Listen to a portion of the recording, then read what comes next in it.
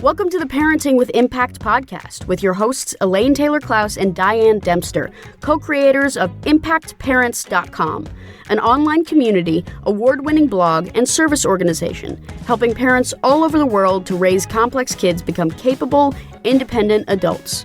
Hi everyone, Elaine and Diane here, and we know that you want your complex kids to grow up to be happy and independent, and yet you're not always sure how or when to help with that. In this podcast, we'll encourage you to collaborate with all kinds of complex kids and support them in navigating life and learning. And we'll interview leading experts from around the world, as well as parents in our own community, talking about how training for parents actually helps these complex kids. We'll talk about the issues we hear parents struggling with all the time and how a coach approach can support and empower your amazing young people. We won't tell you what to do. We're going to help you figure out how. So let's move on to the next conversation.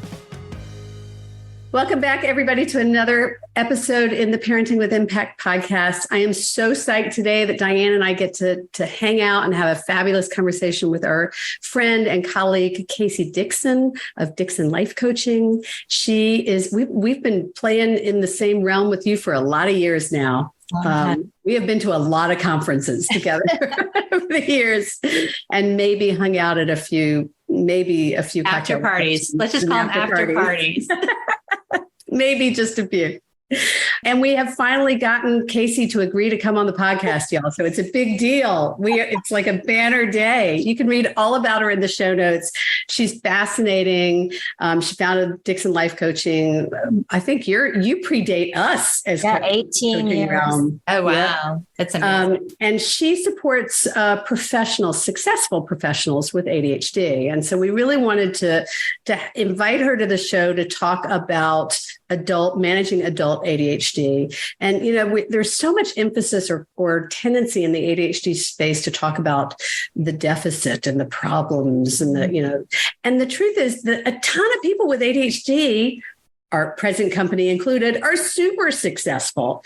That doesn't mean it's not hard and challenging, but you can be uber successful, hyper successful with ADHD. And so we adults with ADHD who are kicking ass in the world, thank you very much, need support too, right? Mm-hmm. And so we thought it'd be great to have Casey come in and have a conversation with us.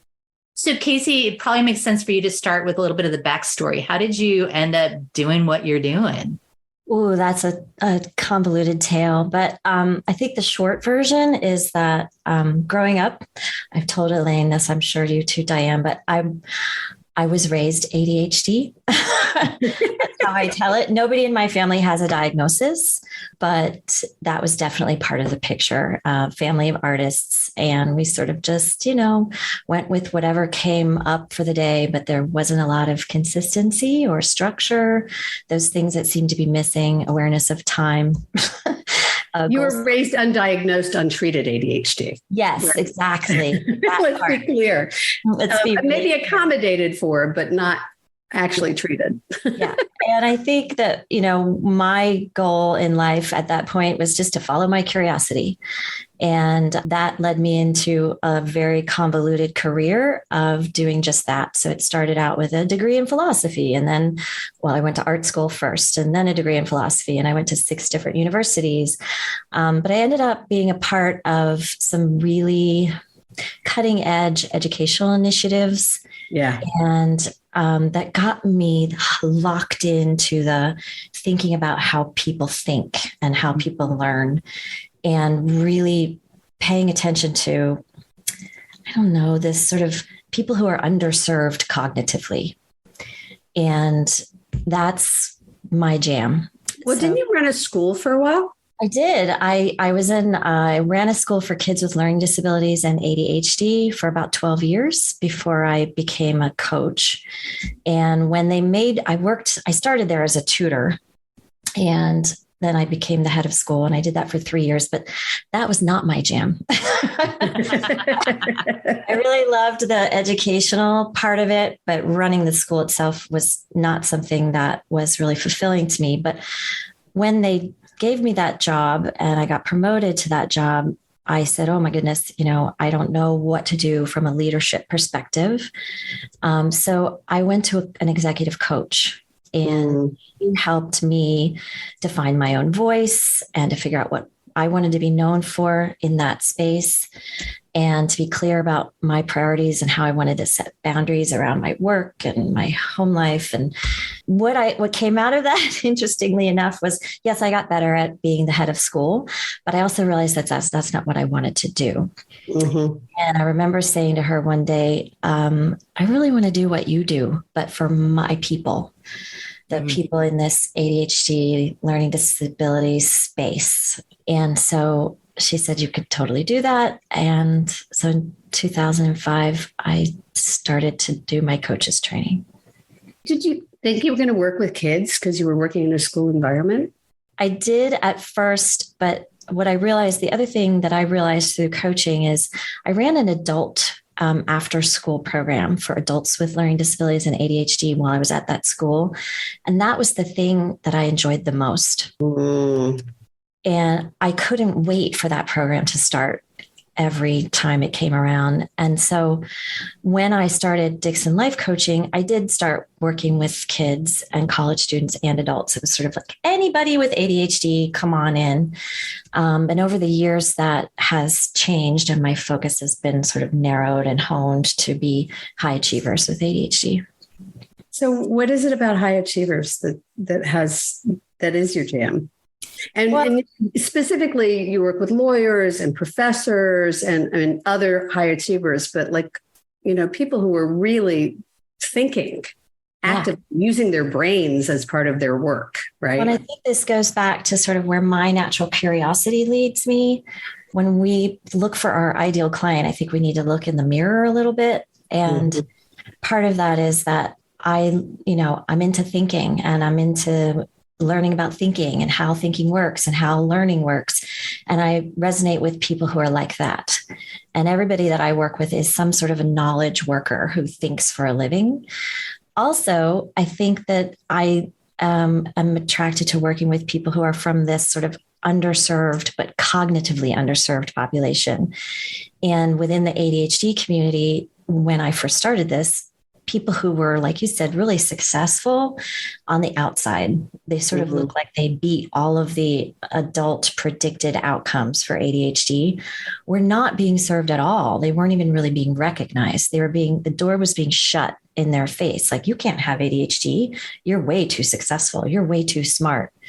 And what I learned is that is absolutely untrue. Well, what I'm curious about is even just that language, cognitively underserved. So what you just described is that people were being dismissed. They were struggling, but they were being dismissed. And Elaine, I know you tell the story about when you're growing up as well. It's this sort of, you're so smart. What's your problem? You don't really have a problem. You're so smart. Is that what you mean, Casey? Well, and I didn't believe I was. I thought it was a lie. Right. Mm-hmm. Yeah. And that's the thing that I think that my clients believe that they're so smart is a lie. It's some sort of dumb luck that they ended up with a JD and can practice law. Right. But at the same time, when they start to think about, well, obviously it's obvious to them, their intuition is telling them you're struggling really a lot more than what you're witnessing others in your same field struggling. So then they start to think, well, something is wrong or something is bad. And because ADHD was not offered as a potential sort of, here's a term that will lead to strategies and techniques and treatment, the diagnosis wasn't available to them, then it just becomes this really burdensome question mark of what is wrong with me and why can't I do it as easily and seamlessly and consistently as my peers. So the imposter syndrome that comes with that is just profound. Enormous. Right. And I remember seeing that when I was in school with kids as well. I mean, they know that they're struggling, and the really, really super bright, love to learn ones are struggling just as much as all of the other ones. So I just saw, for me, it's like a double-edged sword. It's like, I'm really, really smart, but I'm not smart at all. There's something wrong with me, but there's nothing wrong with me. They can't figure out where, paradoxically, I always say it's a paradox when you live as a higher achiever with ADHD, because neither of those seems right. it's like this impossible choice between I have a diagnosable condition that can be treated and I can do something about it, and I'm already highly successful and I've got these coping mechanisms that work, quote unquote. So I'm just going to dig into those. Yeah. Well, and so many things come up, that paradox of being a high achiever with ADHD, right? That's really what I think this is about, is that I got it, I don't got it. Mm-hmm. I can do it, I can't do it. And the notion that there's an explanation for what's making it hard, and you can actually learn enough to help make it not so hard. It's not like you make it go away. You don't eliminate it. But so let's talk about that, because a lot of times parents will come to us when their kids are diagnosed and they begin to start realizing they probably should need to be diagnosed, or there's something going on, right? And then it's like, do I get a diagnosis? Do I not? What do I do about it? Let's talk about, what does ADHD treatment look like for adults as distinct? Because kids, we kind of know what the process is. What's it look like for adults? Well, I mean, I think it's very individualized because, well, it's hard to find good, effective services that are ADHD specific. Yeah. And that's true from going to your doctor to see about a diagnosis, talking to your therapist, going to a clinician or a psychiatrist, finding coaching that's appropriate, the right match for you. Medication is part of the treatment, usually protocol, but that can be very difficult for many adults because, again, you're not finding a lot of practitioners who are adept at prescribing in that field for adults. Most of the medication has been designed with kids in mind. And so, for example, my lawyers who are that I work with are, if they take their extended release Adderall in the morning, that sucker is gone by 1 o'clock in the afternoon. And they still have a full day of work ahead of them because they're working really long. They have this incredibly high, demanding work situation, and their energy is just gone. And then the dysregulation comes out and they're like, why can't I get anything done in the afternoon? Well, because your medication's not there to support you. So I think finding the right person in terms of support and treatment is crucial. Mm-hmm. Not everybody knows very much about ADHD treatment, and within that sphere, adults, and within that sphere, women, adults in particular. So there's a lot going on there. Well, it's really interesting. There's this assumption that everybody in the medical field and everybody in the therapy field and everybody in the education field understands ADHD because they're the ones dealing with people with ADHD. Yeah. And it's just not true. Well, I think about the statistic we learned recently. It's like 98% of, psychiatry programs don't even talk about it. Yeah, 93. It was a huge number. Huge number. Don't even talk about it. And remember that 50% of pediatricians, or about 50% of pediatricians, are educated.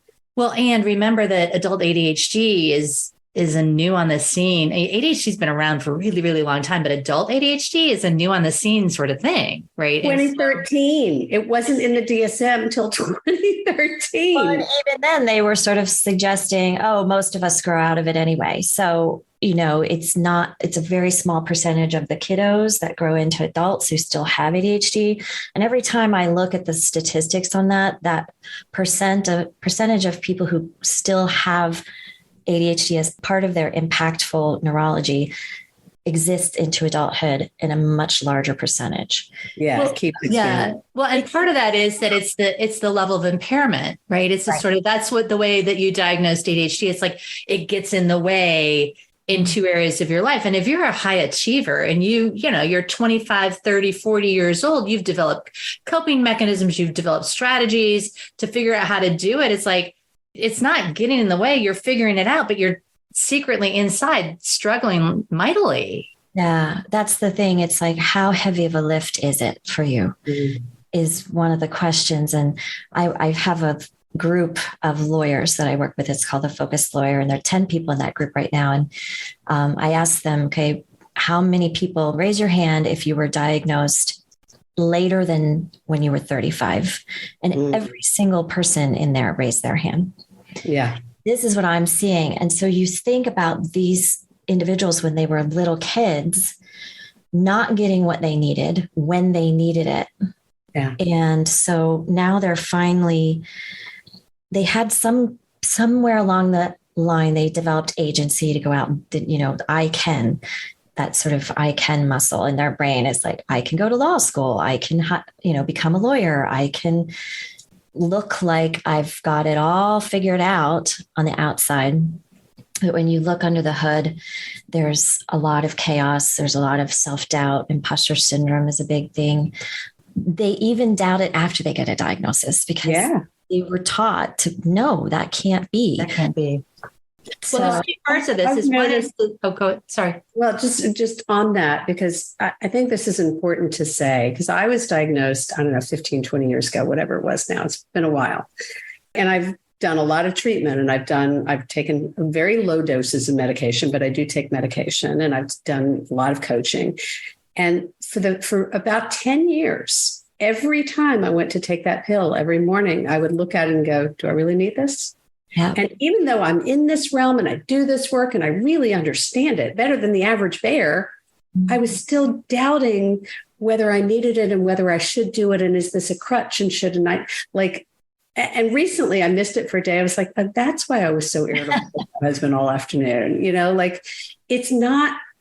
rounds the corners and it makes it possible for me to be successful without being a witch and without being difficult and without being overwhelmed. Right.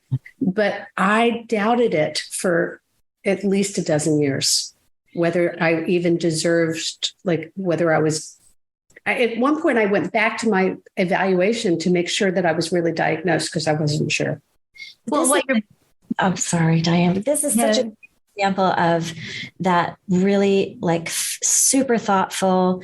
You're attacking that treatment with your intellect. Do I really need this? I'm negotiating all the time and scrutinizing myself, right? As to what do I need? How do I need it? When do I need it? What's right for me? And this is part of that overthinking thing that high achievers with ADHD do. And they are so strong at negotiating and talking themselves into and out of things that you've been around in those choice points. Should I take it or not take it for 10 years, and waste a lot of cognitive energy on something like that.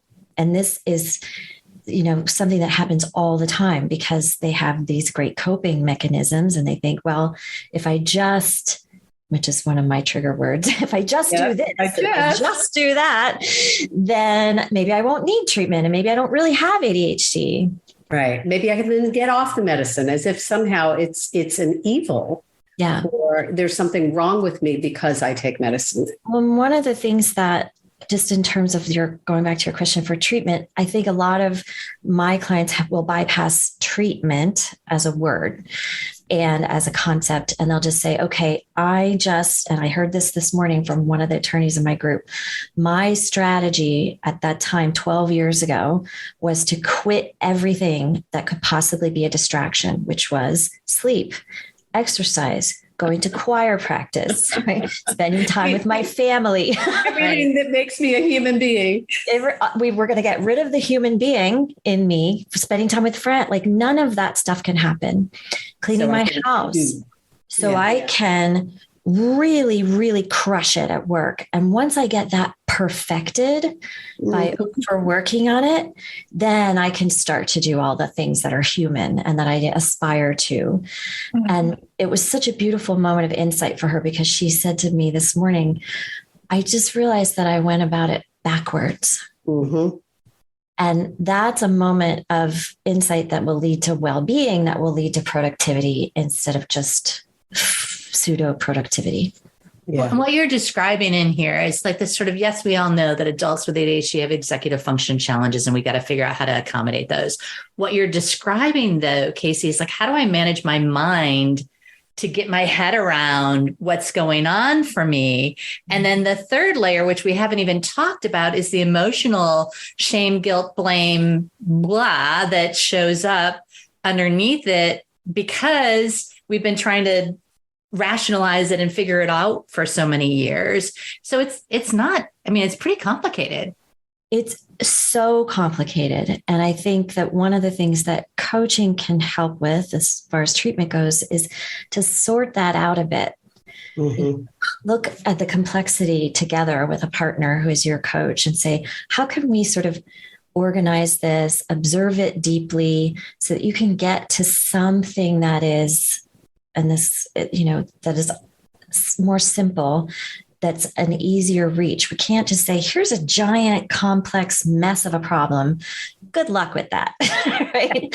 We have to take it on into help them to parse through it, to organize it, to think about it, so that there is something that they can do. Because, as we all know, having ADHD or other neurodiversities or divergences is not your fault, but that doesn't mean there's nothing you can do about it. Well, and it strikes me that in order to be successful and high achieving, we have to learn how to problem solve, and we have to learn how to tackle something step by step. And we learn how to do it, but we don't always learn how to apply it to ourselves. That's right. Or we learned how to do it by pushing through. Yeah. And we're exhausted. Yeah.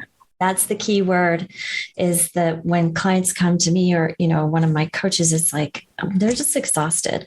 Yeah. And no wonder, they're masking all the time, which is so exhausting.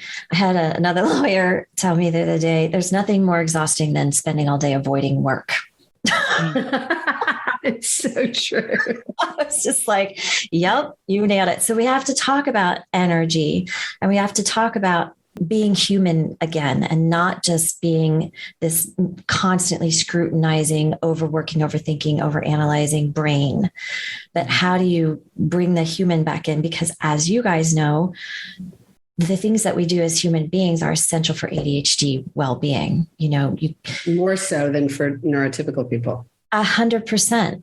Yeah. And there's another paradox, right? In order to manage your ADHD, you have to be intentional about how you're managing yourself, which is inherently the thing that is hard for you when you have ADHD. And then that ties into the whole shame and guilt and blame cycle. Yeah. Right. Well, and go ahead. Undiagnosed and untreated ADHD, when you come up with solutions that work, hey, I'm successful. I make a lot of money, have a powerful job. I'm married. I've got kids. I'm sort of managing on the outside my health. I care about my money, all these things that are adult outcomes. And yet you're just torn up inside and exhausted. Some of the solutions, there's my time timer. Some of the solutions that work for you are actually doing more harm than good, but you learn to rely on them and don't have other options. And so that's the other thing that I want to say to everybody who is working with people who have ADHD is you need to have other options. You can't stop blaming yourself or whoever it is that you're working with and start blaming the solutions and look for other options. Yeah, I love that. So we need to start wrapping up the conversation. How can people find out more about you? Well, they can go to the website, which is dixonlifecoaching.com. That's DIXON, lifecoaching.com. I'm on the social medias too, but I really. And we'll have the link in the show notes for everybody to be able to do that. Yeah. So DixonLifeCoaching.com. And you do private coaching and do groups, a lot of groups for adults with we have, focused lawyer group, a focused professor group, and a group for other knowledge workers called Performance Powerhouse. I have a legal mastery intensive, but that's for clients who've been around for a long time and done some of the long-term coaching.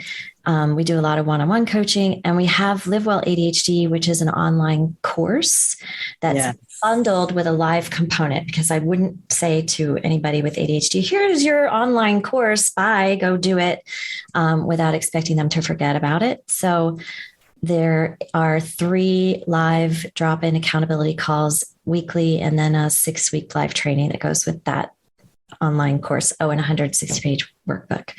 But what I'm trying to do there, I was just thinking about this complexity and simplicity thing that we were talking about. It's like, But here, teach somebody how to live well with ADHD as an adult. That feels overwhelmingly complex. Mm-hmm. But I feel really excited about, okay, I think what we've done, what I've been able to do because I've been doing this for so long is to say, how do we simplify that into 6 modules? Right. I know you guys have done the same thing with Sanity School and some of your other programs. Like, how do you communicate that in a way that works? Yeah, which is the key, right? And I also just want to make a plug. Those of you who are longtime listeners of the podcast, you've heard us do a success story podcast with Melanie Sobosensky, who is one of the coaches at Dixon Life Coaching. Yep. And so through the work that she did with us and her own coach training and everything else, is now doing programming and coaching for kids. She runs the Focused Professor and is amazing at it. So we'll put a link to that podcast episode in here as well. So Casey, as we close, what either take us back to something and help us to bottom line it or bring in something we haven't covered that you want to make sure we don't miss? I think that the most important message for real high achieving professionals who have ADHD as part of their picture or as part of their family picture is just to, don't forget about yourself. It's not just about the work product and the demands that you're meeting in the world. In order to do that stuff and be healthy in the long term and be good at it in the way that you intend to be good at it and to meet your own expectations, you've just got to put yourself first. And I know how hard that is. Seems counterintuitive. Again, it's counterintuitive, just like everything else that we talked about. It's another paradox. In order for me to meet the needs of my life, I need to put myself first and not the needs of my life. Yeah. Like not the needs of my life. It's a hard one. Yeah. Really, really challenging, but really so worth it when you can make it through that journey. And the other thing I think that people need to know, and you and I, the 3 of us have this incredible privilege, right? Where we can see how this journey comes out for people after they're doing the coaching and they're doing the training, and they come in at the beginning and they feel like this is my last ditch effort, but I still don't think it's going to work, but they're going to try. And at the end, it's like, oh, wow, hey, this is actually working. My life is easier. It's calmer. I feel healthier. I'm happier. I'm more productive. I have better relationships. I mean, all the things. And so it's hard because we've seen it. But right. I want to communicate to people, you have faith in a way that if you do this kind of work and get the treatment and support that you need, it really can work in a powerful, lasting way that sticks around. So you can still be a high achiever and actually enjoy your life. Exactly. A high achiever with ADHD. Imagine. Well, and we probably should have you come back, Casey, and talk about how to get the high achieving ADHDer in your life to get to this place, because your high achieving ADHDer may not be listening to this podcast. That's a great point. Yeah. That's a really great point. Agreed. Awesome. All right, my friends. Anything else? So Casey, do you have a favorite quote or motto you want to share? Well, interestingly enough, I have one on my computer monitor. I don't have a lot of stuff here, but I have one little quote that's taped down here. And this is so funny because we ended up going there where this quote lives. So it's Oliver Wendell Holmes. A lot of people are familiar with this, but it's, I wouldn't give a fig for the simplicity on this side of complexity, but I would give my life for the simplicity on the other side of complexity. So we have to work through the complexity to get to the meat of the matter. And ultimately to the simplicity. Yep. I love it. And if you didn't know what a philosopher was, you now do. Wait, Casey or Oliver Wendell Holmes? Like both. It's good. Well, I mean, this is why we've gotten along so well. What was it you said is I'm into thinking. Yeah. Right. So, and people who are knowledge workers for a living. Right. Yeah. And you think a lot. And to really manage ADHD effectively, you got to raise your self-awareness, that metacognition. You got to think about how you're thinking about things. Yeah, in a big way. It's profoundly impactful when you do. Yeah. Right? Awesome. Casey, thank you so much. This has been delightful to talk to you and to get a sense of what you're doing in the world, and just thank you for that. And as we wrap up, those of you who are listening, thanks for what you're doing for yourself and for your kids. And I'm going to go back to, and for yourself, because if you're listening to this, chances are you're an adult who's impacted in some way by executive function or ADHD. And just the reminder, you're not alone, that there's a lot you can do to get your head around it, to understand it, to manage it. Really, all of us stand for reaching out and getting the support you need. You don't have to do this alone. So ask for help, model that for your kids. Let us know how we can support you. Follow some of the links in the show notes, and we'll see you on the next conversation. Thanks, everybody. Take care, everybody. Thank you. You've been listening to the Parenting with Impact podcast with Elaine and Diane. For more information on the Impact Parents community or to join Sanity School for Parents, please visit impactparents.com. If you like what you've heard, please share this podcast with friends who need similar guidance and subscribe wherever you listen to podcasts. For the essentials of Elaine and Diane's coach approach to parenting, download a free tip sheet at impactparents.com/podcast. Behavior therapy training for parents is actually recommended as a first-line treatment for complex kids. For information about Sanity School, our training program for parents or teachers, which has helped thousands of families around the globe, visit impactparents.com/sanityschool.